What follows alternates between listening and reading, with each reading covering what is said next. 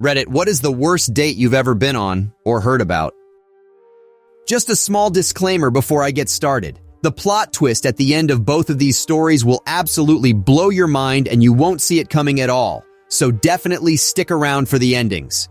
Alright, let's get into the first story. Story 1. This is hands down the worst date. Not only for me, but for any of my friends.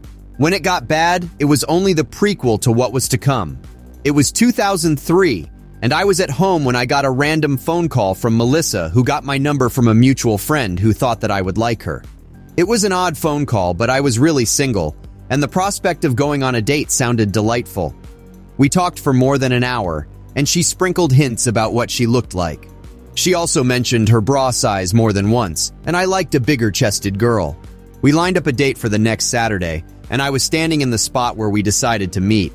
I saw a girl kind of stumbling down the street wearing those baggy-type jeans that goth kids wear and too much makeup. She was Melissa, my date, and she was 2 Mickeys deep and clearly drunk. The second she saw me, her haze of drunk rose a notch to excitement, and she draped herself across me in a sloppy hug with a butt grab added at the end. I was confused, scared, nervous, and a bit frustrated all at once. I had planned to take her to play pool at an upscale place downtown that was kind of trendy. I mentioned it, and she was all for it as long as they served alcohol. The waitress got us a table and asked us if we would like a drink. 4 shots of tequila and a pint of beer, she said. I was like, okay, tequila, kind of weird. I'm not really a huge fan, but okay.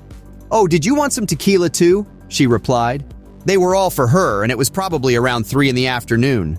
The shots came, and one after another without a pause went down Melissa's throat.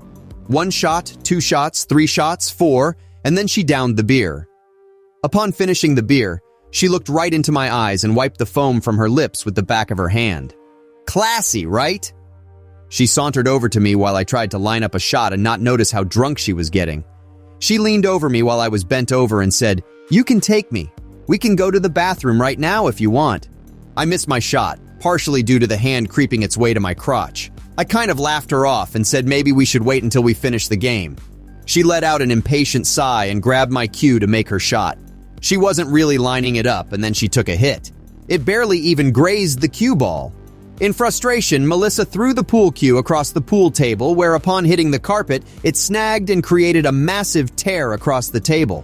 This was hilarious to her, and she started laughing like an idiot hyena. I was less than amused.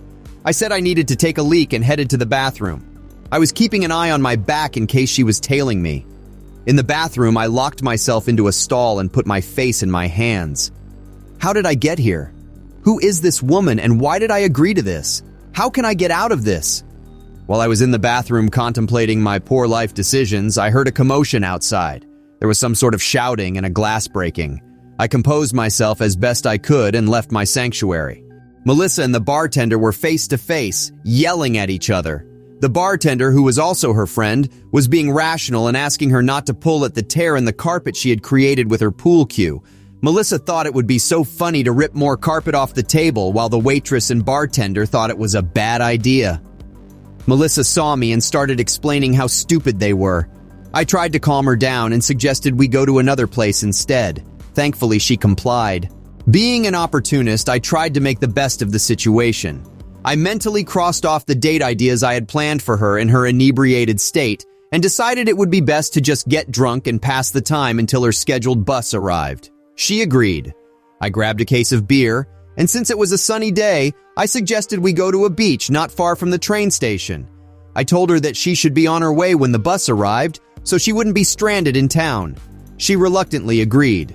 We spent the next few hours drinking on the beach, and she tried her best to paw at my crotch. By around 6:30 p.m., I was fairly buzzed and ready to end this odd scenario.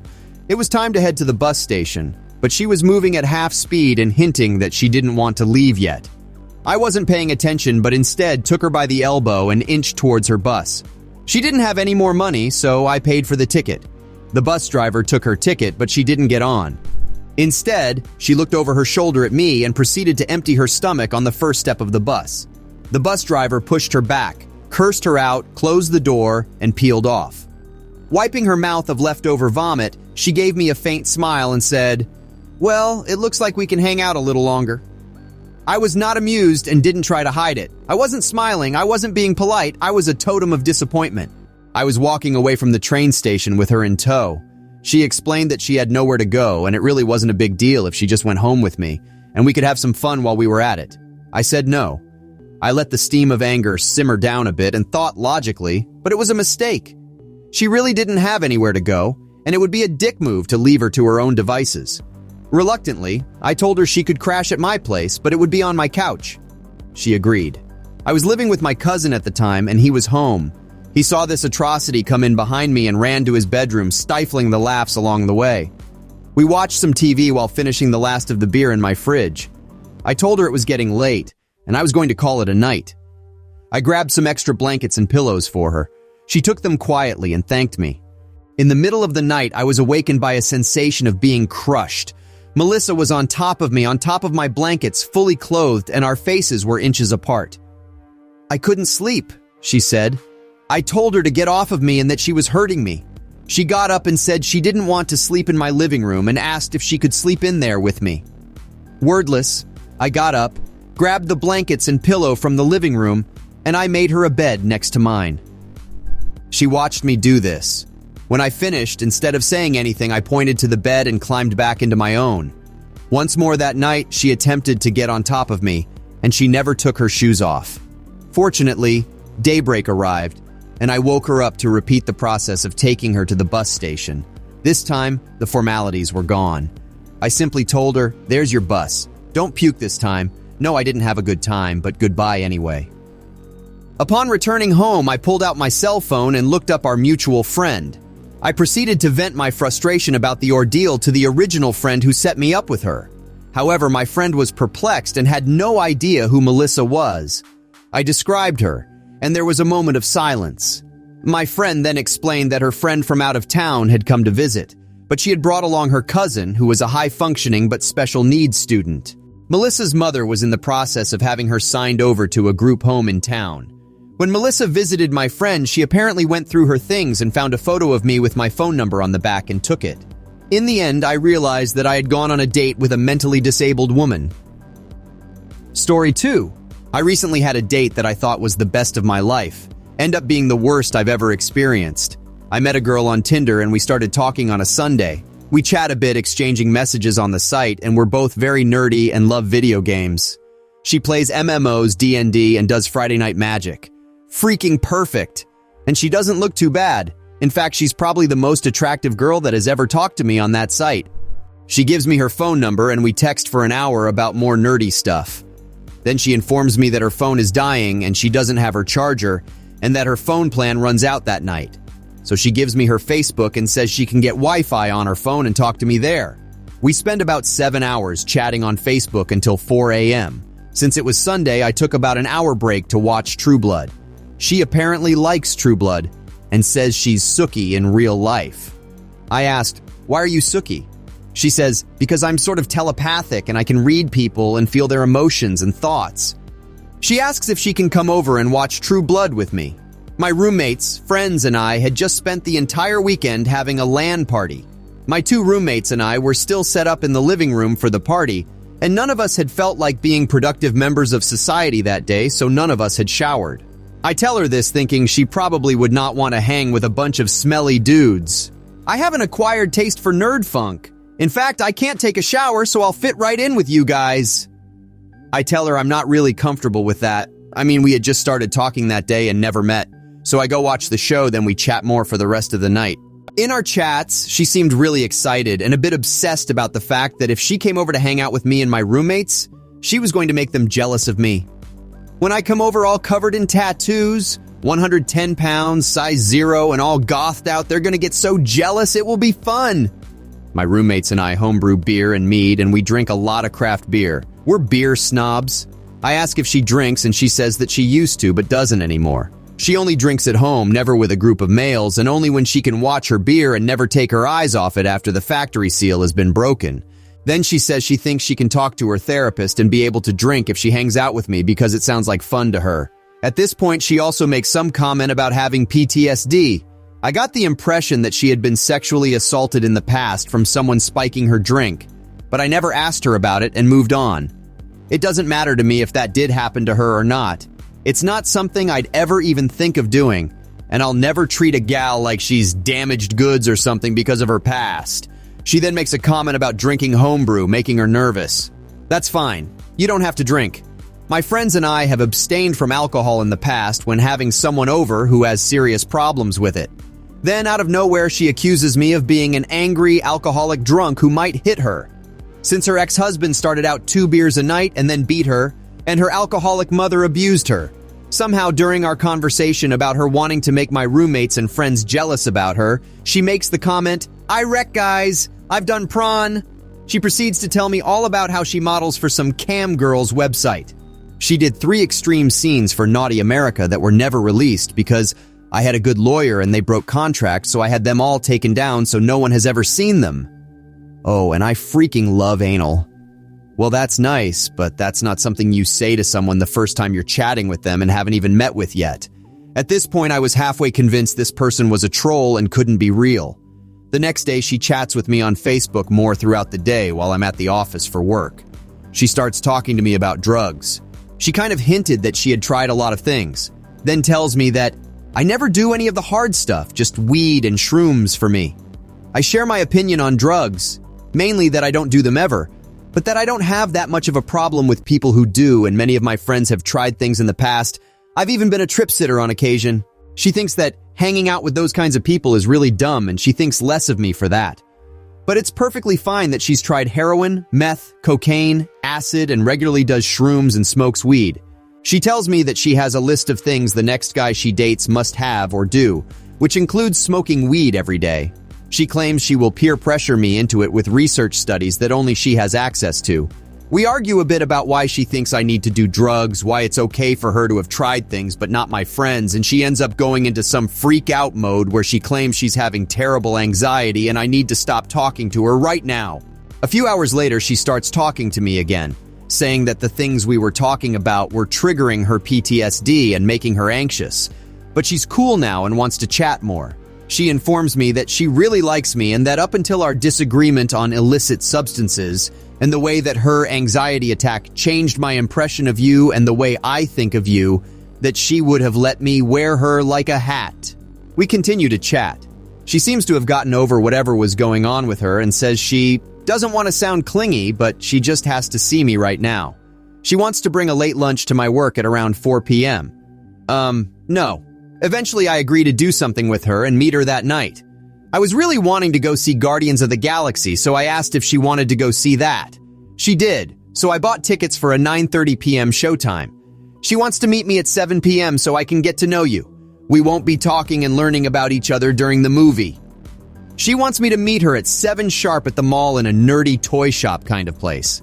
I get there and I'm completely surprised that she looks just like her pics. She's a little nerdy pixie dream girl with a lot of tattoos. She was talking with the only employee at the store when I walked in. Turns her back on him mid-sentence to greet me and starts walking around the store looking at stuff with me. She complains that the guy working there had been hitting on her and she was so glad I showed up on time. Apparently people hit on her all the time in public. We look at everything in the store and she's possibly even more nerdy than I am and a total fangirl for everything. She also asks repeatedly if I will buy little things for her in the shop. We start walking around the mall and almost instantly she starts putting her arm around mine, leaning on me, hanging on my shoulder, holding my hand. This was a bit strange to me since we just met, but whatever, she's cute and she's affectionate and normally gals don't treat me like that. We go to a bunch of girly type of stores and popular places. She's constantly asking if I will buy this cute, awesome thing that she wants in every store. In one store, she strikes up a conversation with the gal working behind the cash register and ends up exchanging numbers with her because she's new to the area and wanting to meet new friends. During this exchange, she calls me her boyfriend and hugs me. Weird. In one store, one of the girls working there walks by and asks if we need any help. We tell her we're fine and just looking. Then we immediately leave. Once we're out of the store, she tells me she almost decked that employee because when she came up to ask if we needed help, the girl had given us a look. It was like she felt sorry for me and was saying, "Sorry, honey, I wish you didn't have to be with that guy." What the hell? I would have hit her, but I don't need another assault charge. We still have a good hour and a half until the movie starts, so she suggests we get in her car and drive to her favorite spot. Her car is filthy and covered in trash on the inside. It was honestly as if someone had been living in the car. We drive to a nearby lake. On the way there, she points out a neighborhood of houses and says, "That's where I live." Before we had met up that night, I had asked what part of town she lived in to figure out which theater we should go to, and ask if she wanted me to pick her up or meet her there, etc. She had told me she lived in an apartment complex on the opposite side of the lake from where she pointed out the houses she lived in. Her spot at the lake was a small park. We sat on a bench, held hands, and talked for a long time. While there, she tells me about how she was the innocent designated driver, techie girl who didn't do anything at parties and was bilingual. Somehow, that made her a prime candidate for some guy to woo in order to recruit her to do tech work for the MS-13 gang. She showed me a small infinity symbol tattoo on her foot and claimed it was a MS-13 property mark. She claimed she had not even known what she was doing for 4 years before she got out of that life. She told me her father was Irish and her mother was half Persian and half black. Somehow this made her Hispanic. She claimed she grew up in Cali and Spanish was her first language, and the only reason she looked white right now was that she hadn't been working the fields and getting a tan. She told me what college her mother worked at, so later I Googled and found a pic of her mom, white as white can be. She told me she had not spoken to her parents in over 5 years. 30 minutes later, she tells me that she went to see them just a few weeks ago to hang out with her dog that lives with them and visit. We go to a Target and walk around looking at stuff to kill time. She asks me if I will buy her more random stuff at the store. On the way back to the mall, she makes several comments about how she really likes me, and she thinks I'm adorable and cute and the perfect guy for her. I'm her ideal guy, etc. She says, "You are so adorable, I want to hug you, I want to kiss your face, I want to F you," repeatedly. This was all surprising to me, but whatever.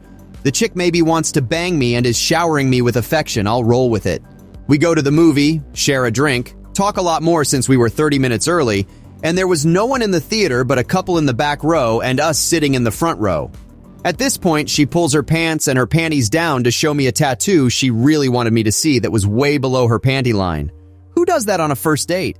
We spend the entire movie holding hands. Her placing my hand really far up her thigh repeatedly. Her leaning on me the entire time and randomly biting my hand or my shoulder in a playful way. The movie was pretty freaking great, by the way. We both nerded out and loved it. I made the smart move of parking my car next to the theater, and her car was parked on the opposite side of the mall. After the movie, I offered to drive her back to her car. "Sorry, no, I never get in anyone else's car, but I'd love it if you'd walk me back to my car and then I can drive you to yours." We walked through the mall at about midnight, completely deserted, holding hands the entire time and talking about random things. At one point, she mentions that while she was still with the gang, she was forced to shoot a man. A few hours before, she had told me she had never held a gun before. While we're walking to her car, she starts telling me stories about how she used to be really big into shoplifting at this mall and all over the city with an old ex of hers, and that they would steal everything. She drives me back to my car. She tells me she had an incredible time, but she needs to go to the other side of the city now to do her laundry at a friend's place. Her apartment doesn't have a dryer or washer. It's about 12:15 at night. I give her a hug goodnight. She turns it into a kiss, then tells me, "Now get the hell out of my car," and giggles. Best date ever? Well, turns out to be the worst date ever. Here's the aftermath.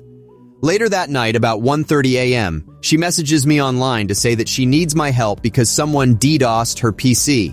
She claims her ex-husband is a member of some 4chan hacker group or something, and he's done this, but she needs my help to prove it so she can call the cops on him. Oh, and her bank account has been drained. But she thinks the bank account has nothing to do with her ex. She thinks that's her dad. She has a joint bank account with her father, and she thinks that he drained it of money in retaliation because she won't release her mental health records to him. I tell her I can't help her, and a few minutes later she says she has it taken care of and will be pressing charges on her ex. The next day she chats with me online more. I had gone into the night before not thinking it was a date, but then she turned it into one and confirmed it was indeed a date. She said she had an incredible time and she loved my personality and couldn't wait to do more stuff with me. More dates, come over for my group's RPG day, come over for my group's board game night, come over to watch series like Game of Thrones and True Blood, hang out, etc. She also makes a lot of comments about how she cares about hearts, not parts, and thinks I'm so attractive and hot. We talk on and off throughout the day until she goes to see her therapist in the afternoon, And then she had plans with other friends that night. The next morning, I log on to Tinder and notice her account has been deleted. She messages me after a while to give me her new phone number. She then tells me, "We just had Taco Bell. I have to tell you I met someone last night. I'm seeing them now and we can't go on any more dates."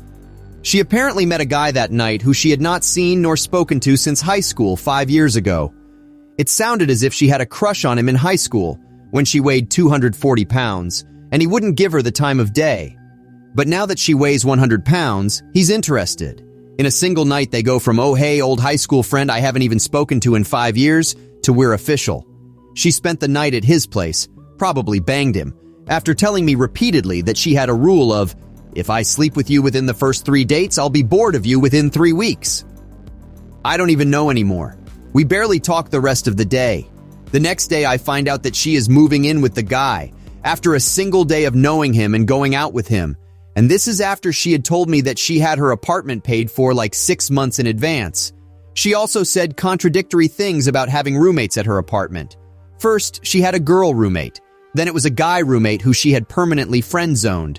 Then it was 3 different roommates. Then it was, "I hardly ever stay at my apartment because MS-13 will come to kill me and my family someday, so I never stay in the same place every night."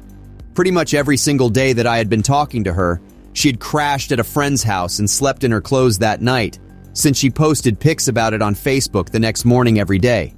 At this point, I was ready to heed the advice of my friends and delete her Facebook, delete her number, and never speak to her again.